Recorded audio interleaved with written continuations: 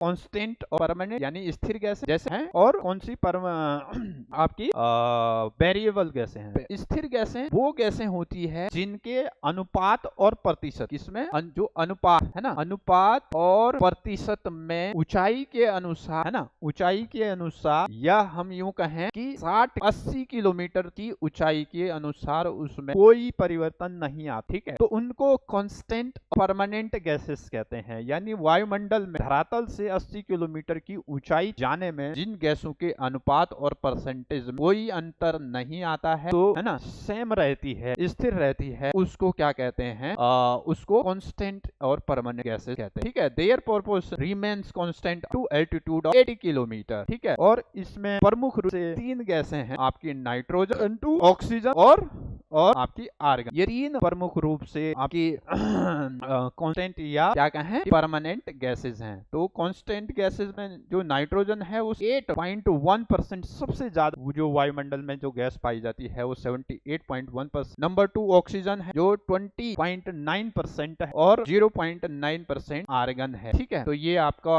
आपके सामने दिख रहा होगा 78, कई बार इसको 78.1% है, तो कहीं बुक्स में आप देखेंगे 78.8 लिखा हुआ।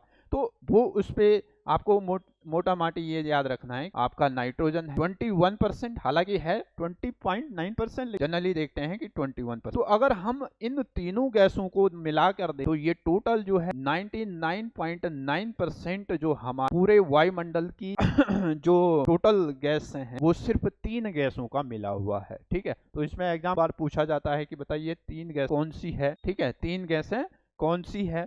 तो कौन वो आपकी नाइट्रोजन, ऑक्सीजन और आर्गन है। तो कई बार स्टूडेंट इसको कार्बन डाइऑक्साइड कर देते हैं, ठीक है। आगे देखते हैं।